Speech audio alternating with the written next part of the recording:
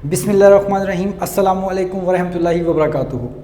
उसके नाम से आगाज़ के जिसके नामों में से एक नाम रहमान के, जिसके नामों में से एक नाम रहीम के, जो सब की सुनता है, सब कुछ सुनता है और सबसे पहले सुनता है।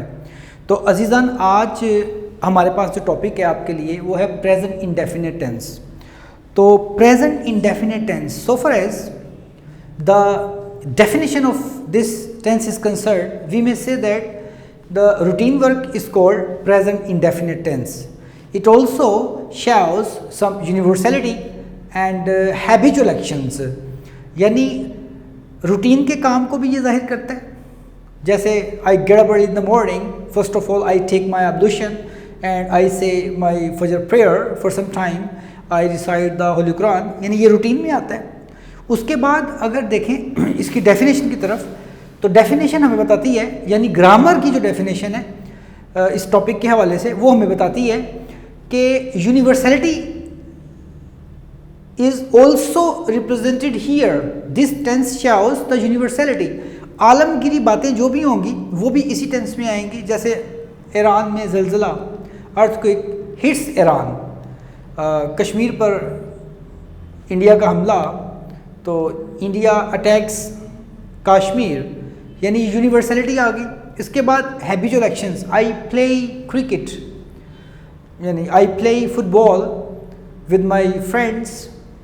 तो आदात को भी ये टेंस जो है वो जाहिर करता है। इसकी डेफिनेशन के बाद हम देखते हैं कि इसको किस तरह से कंप्यूट करना है। तो अजीज़ान, ये बात काबिल गौर होगी, if subject comes from third person singular, यानी अगर सेंटेंस के अंदर जो सब्जेक्ट होगा वो थर्ड पर्सन सिंगुलर आएगा, तो then we put first form of the verb with the addition of S और ई एस। यानी अगर हमारे सेंटेंस के अंदर जो सब्जेक्ट है वो थर्ड पर्सन सिंगुलर होगा, third person singular he, she, it और सिंगुलर नाउन। हम पहले भी अर्ज कर चुके कि ग्रामर हमें बताती है कि पर्सन्स तीन हैं ग्रामर के अंदर, first person, second person and third person. First person speaking person is called first person, I, we, and second person the person spoken to is called second person, and third person the person spoken of, जिसकी बात की जाए वो third person होगा, और singular में ही, she, it और plural में दे आएगा। तो ये हमें ग्रामर बता रही है कि अगर सब्जेक्ट थर्ड पर्सन सिंगुलर आएगा तो फिर हम क्या करेंगे, हम ऐड कर देंगे first form of the verb, जो है वर्ब की पहली फॉर्म के साथ हम ऐड कर देंगे एस या E S. But the question is still remaining that where we add s and where we add es. That's the question. यानी हमने थर्ड पर्सन सिंगुलर सब्जेक्ट आएगा और थर्ड पर्सन सिंगुलर सब्जेक्ट के साथ हमने s या es add करना होगा वर्ब के साथ। लेकिन यहाँ सवाल ये है कि ऐड s करना है या es करना है, तो उसका आंसर ये होगा, if the last letter of the verb comes from S, X, O, Z, SS, SH, CH, ZZ, then we add ES। अगर वर्ब का आखिरी लफ्ज S, X, O, Z या ये पेयर आए SS, SH, CH और ZZ, तो फिर हम ऐड करते हैं ES with the first form of the verb. और अगर इनमें से ना आए, वर्ब का आखिरी लफ्ज इस सेट में से ना आए जो आपके सामने यहाँ प्रेजेंट किया गया है, तो फिर आप सिर्फ एस ऐड करेंगे। यानी हमारा जो एक स्टाइल होगा इसको करने का वो ये है कि या तो एडिशन होगा या एडिशन नहीं होगा। यानी इसके दो अंदाज हैं, या तो हम एस और एस का एडिशन करेंगे, उसका रूल क्या था कि सब्जेक्ट का सिंगुलर थर्ड पर्सन होना लाजमी है, और अगर सब्जेक्ट थर्ड पर्सन सिंगुलर नहीं होता बल्कि फर्स्ट पर्सन सिंगुलर या प्लूरल आ जाए, आई, वी, या सेकंड पर्सन सिंगुलर या प्लूरल आ जाए यानी यू, या थर्ड पर्सन प्लूरल आ जाए यानी दे, तो फिर हम क्या करते हैं, वी डोंट ऐड एस और E S with the first form of the verb, यानी हम यहाँ फर्स्ट फॉर्म के साथ एडिशन नहीं करेंगे। ये हमारे पास एक कानून बनता है। So far as the negation of this sentence is concerned, we put do not and does not after subject and before verb.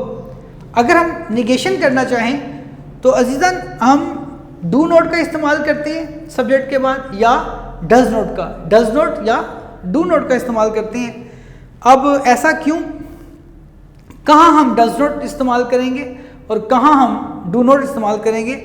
If subject would be third person singular, then we add, then we put, then we use does not after subject. And if subject comes from first person singular and plural, second person singular and plural, and third person plural, then we add just do not. और यहाँ एक बात याद रखनी है कि जब भी सिंपल सेंटेंस बनेगा उसमें आप एस और एस ऐड करते हैं, और जिन सेंटेंसेस में डू नॉट या डज नॉट इस्तेमाल हो जाए वहाँ हम वर्ब की फर्स्ट फॉर्म ही यूज़ करते हैं, यानी we use just first form of the verb. ये हमारे पास एक निगेशन के लिए आएगा। और उसके बाद इंटेरोगेशन करनी हो तो इंटेरोगेशन में हम क्या करेंगे, डू और डज जो हेल्पिंग वर्ब्स यूज़ किए हैं, जो कि दर हकीकत इसी टेंस के हेल्पिंग वर्ब्स हैं कहलाएंगे, तो वही आप इंटरचेंज कर देंगे सब्जेक्ट के साथ, यानी जहाँ जहाँ सब्जेक्ट था वहाँ वहाँ हेल्पिंग वर्ब आ गया डू या डज, और जहाँ जहाँ डू और डज था वहाँ सब्जेक्ट आ गया, यानी इंटरचेंज कर दिया आपने, उसकी रिप्लेसमेंट कर दी, उसकी जगह को चेंज कर दिया। तो यहाँ इंटरोगेशन में, अब इंटरोगेशन होती क्या है, interrogative sentences, the sentences in which we may ask the question is called interrogative sentence. यानी अगर हमने इंटरोगेशन करनी है तो हम डू या डज को सब्जेक्ट से पहले ले आएंगे और उसके बाद सब्जेक्ट पुट करेंगे, और फिर फर्स्ट फॉर्म चाहे डू आ जाए चाहे डज आ जाए हम फर्स्ट फॉर्म ही यूज़ करते हैं। और ये बात बड़ी क्लैरिटी के साथ आपको आपके इल्म में होनी चाहिए कि जिस फिक्रे में हेल्पिंग वर्ब डू या डज इस्तेमाल हो जाए आप उस फिक्रे के अंदर सिर्फ वर्ब की फर्स्ट फॉर्म यूज़ करते हैं। अब इसमें सबसे कमाल की जो बात होगी इस टेंस के हवाले से वो ये है कि आपको कैसे पता लगेगा कि ये टेंस जो है वो यहाँ स्टैंड कर रहा है, इसी टेंस में ये बात हो रही है।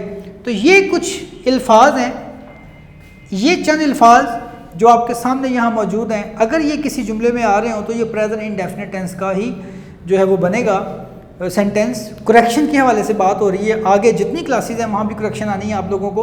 अब वो अल्फाज कौन से हैं, always, daily, everyday, normally, never, generally, if sentence, usually, seldom, sometimes और ऑफन। अब इसको याद कैसे करना है ताकि आपको आसानी से जो है वो याद हो जाए, तो यहाँ एक वर्ड हम बना सकते हैं। ए से कोई लफ्ज़ बना लें, ए से, डी से, ई से, एन से, तो इस तरह से एक वर्ड बन जाएगा। अगर ए को लिखें, डी को लिखें, ई को लिखें, एन को लिखें, एक कोई सा आप वर्ड बना लें, जैसे एडन बन गया। इसी तरह जनरली, जी और आई जो है यहाँ से जनरली एक वर्ड बनेगा, जनरली का बनेगा जी और आई, जी, एडन जी। तो यू एस एस एओ, तो असो, ये एक अजीब सा एक वर्ड बनेगा, लेकिन ये इस वर्ड का एक फ़ायदा ये होगा, किसी को फ़ायदा हो ना हो, आपको ये फ़ायदा होगा कि ये टेंस में इसकी जो आइडेंटिफिकेशन है वो आपको क्लियर हो जाएगी। जिस सेंटेंस के अंदर ये अल्फाज आ रहे हों वो प्रेजेंट इंडेफिनिट टेंस कहलाएगा। यहाँ इफ़ सेंटेंस का तस्करा हुआ। इफ़ सेंटेंस आपको पता है ग्रामर हमें बताती है कि कंडीशनल सेंटेंस होते हैं। कंडीशनल सेंटेंस होते हैं टाइप 1, टाइप 2 और टाइप 3। तो यहाँ कंडीशनल सेंटेंस टाइप 1 आएगा। अब टाइप 1 का मतलब ये है कि इफ़ वाला जो हिस्सा होगा उसमें V1 आएगा, यानी फर्स्ट फॉर्म आएगी, वर्ब की फर्स्ट फॉर्म आएगी और प्रेजेंट इंडेफिनिट टेंस आएगा, ये आप कह सकते हैं। और दूसरा जो कोमे के बाद वाला हिस्सा होगा उसमें भी फर्स्ट फॉर्म ही आएगी लेकिन शेल विल के साथ आएगी। तो इसका मतलब ये है कि आपको ये बात बड़ी अच्छी तरह वाज़ेह होनी चाहिए कि जब आप इफ़ सेंटेंस की बात करें तो साथ ही उसकी टाइप की बात कर लें कि ये कौन सी टाइप है। ग्रामर में आपको करेक्शन में ये जो पूछा जाएगा वो पूछा जाएगा कि ये टाइप कौन सी है, तो आप क्या करेंगे, if present indefinite tense comma और फ्यूचर इंडेफिनिट टेंस, तो इफ़ के साथ प्रेजेंट इंडेफिनिट टेंस यानी V1 लगा हुआ है तो ये टाइप 1 कहलाएगी। ये बात आपको इसी तरह ऐसी ही याद होनी चाहिए जैसे आपको अपना नाम याद होता है। ये बातें इस तरह से हैं। ये प्रेजेंट इंडेफिनिट टेंस की फंक्शनैलिटी है। आप किसी भी क्लास में जब इस टेंस को करेंगे तो आपको ये जो अल्फाज हैं ये बता देंगे करेक्शन के हवाले से कि असल में ये टेंस कौन सा है, ये प्रेजेंट इंडेफिनिट टेंस ही है। अब इसकी एक मिसाल देखें। अगर हम कहें कि वो लिखता है तो हम कहते हैं जी ही राइट्स। अब ये राइट्स क्यों आया, वो लिखता है, ही राइट्स।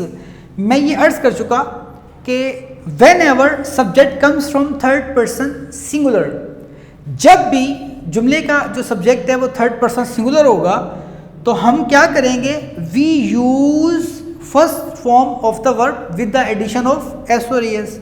यानी हमारे पास सब्जेक्ट थर्ड पर्सन सिंगुलर आएगा तो हम वर्ब के साथ क्या यूज़ करेंगे, या एस या ई एस। ये आपके पास एक जो पहले लिखा गया था स्टाइल, इसका जो तरीकाकार, वो उसके मुताबिक हम चल रहे हैं। अब हमें ये बात बड़ी पक्की तरह याद कर लेनी है कि ग्रामर की किसी भी क्लास में, अंग्रेज़ी की किसी भी क्लास में एक काम आपने कभी नहीं करना, और वो ये है कि जब भी थर्ड पर्सन सिंगुलर किसी भी क्लास में कहीं भी आप इंग्लिश लिख रहे हो, थर्ड पर्सन सिंगुलर के बाद वर्ब की फर्स्ट फॉर्म कभी नहीं आती। ये सबसे बड़ी गलती है, आपने ये गलती कभी नहीं करनी। देखें, थर्ड पर्सन सिंगुलर आया और मैंने फर्स्ट फॉर्म यूज़ नहीं की, मैंने एडिशन किया, यहाँ एस और ई एस का एडिशन लाजमी होगा। ये कभी नहीं होगा, ही गो कभी नहीं होगा, ही राइट कभी नहीं होगा। थर्ड पर्सन के बाद कभी फर्स्ट फॉर्म यूज़ नहीं करनी है आपने। चाहे तो आप इसका ये एक जो है पक्की तरह ये बात समझ लें, या आप रूल्स के मुताबिक भी आपके सामने पेश किया गया, दोनों तरह से आपको ये बात क्लियर होनी चाहिए। अब the question is still remaining that why we are adding S with the first form of the verb, that's the question. कि यहाँ मैं एस लगा रहा हूँ, मैं ई एस नहीं लगा रहा। तो मैं पहले अर्ज कर चुका, if the last letter of the verb, अगर हम इसको देखें लास्ट लेटर, अगर मैं राइट को देखूं तो लास्ट लेटर जो है वो ई है। तो मैं ये अर्ज कर चुका, if the last letter of the verb would be S, X, O, Z, S S, S H, C H and Z Z. अगर आखिरी लफ्ज़ वर्ब का इनमें से आएगा तो मैं क्या पुट करूंगा, मैं क्या ऐड करूंगा फर्स्ट फॉर्म के साथ, ई एस। तो चूंकि ये ई जो है इसमें से मौजूद नहीं है, इनमें से मौजूद नहीं है, इनमें से नहीं आ रहा, तो लिहाजा हमारे पास यहाँ एस लगेगा, ई एस नहीं लगेगा। और अगर मैं इसी की निगेशन की तरफ जाता हूँ तो हमारे पास आएगा ही डज नॉट राइट। अब मैंने क्या किया, अब यहाँ डज नॉट यूज़ कर दिया, डू नॉट इस्तेमाल नहीं किया, क्योंकि हमें मालूम है कि जब भी सब्जेक्ट थर्ड पर्सन सिंगुलर होगा तो हम निगेशन में डज नॉट इस्तेमाल करेंगे, और जिस सेंटेंस के अंदर डू या डज आ जाए वहाँ first form of the verb ही इस्तेमाल होती है। तो यहाँ हमारे पास ये ना एस का एडिशन हो रहा है ना ई एस का एडिशन हो रहा है। इसी सेंटेंस को अगर हम इंटरोगेशन की तरफ लेके जाते हैं तो पहले मैं अर्ज कर चुका, what is interrogative sentence. The answer would be the sentences in which we may ask the question, यानी question is asked in these kind of sentences are called interrogative sentences. जहां सवाल पूछा जाता है, जहां हम सवाल पूछते हैं तो उसके लिए हम क्या करते हैं, ये पहले भी अर्ज कर चुका बेटा, ऊपर ये फॉर्मूला लिखा हुआ है आपके सामने। इंटरोगेशन में जो हेल्पिंग वर्ब हो आप उसको इंटरचेंज करते हैं किसके साथ, सब्जेक्ट के साथ। तो यहां देखें आपने वही किया, और साथ एक काम और करना है, आपने क्वेश्चन मार्क पुट करना है। ये बड़ा ज़रूरी है, यहाँ ये ना लगाने से मिस्टेक हो सकती है। तो आज का टॉपिक इस लिहाज से ये एक फार्मूला बना, इससे आपने याद रखना है, ये वो चंद अल्फाज हैं जिनकी मदद से आपको पता चल जाएगा जब भी कुरेक्शन में आपको सेंटेंस आएगा तो वो सेंटेंस खुद बोल पड़ेगा कि ये मैं कौन से टेंस में आता हूँ। अगर आपने इस विजन को देखा, ये ग्लासेस पहन लिए इस टेंस को करने के, तो फिर आपको इंशाल्लाह सेंटेंस खुद बोल रहा होगा कि मुझे करेक्ट करो, मैं प्रेजेंट इंडेफिनिट टेंस हूँ, क्योंकि आपने इसका एक फार्मूला लिख लिया है। Always, daily, everyday, never, normally, if sentence, generally, usually, sometimes, seldom, often, ये वो अल्फाज हैं जो दलील है इस बात की कि ये प्रेजेंट इंडेफिनिट टेंस है। इसको अगर आप कोई एक फार्मूला सा बना लें, एडन जी असो, आप देखें एडन ऑलवेज, डी डेली, एवरीडे, नेवर, नॉर्मली, एडन बन गया। जनरली, जी इफ सेंटेंस, जी आई, जनरली, असो, यू, यूजुअली, यूजुअली से यू, और सेल्डम से और समटाइम से एस एस, और ओ से ऑफन। तो इस तरह से एक बनेगा एक स्टाइल आपका, आपको कभी ये मसला नहीं करेगा, करेक्शन में भी आपका बहुत हेल्पफुल होगा। ठीक है, और आपका बहुत शुक्रिया।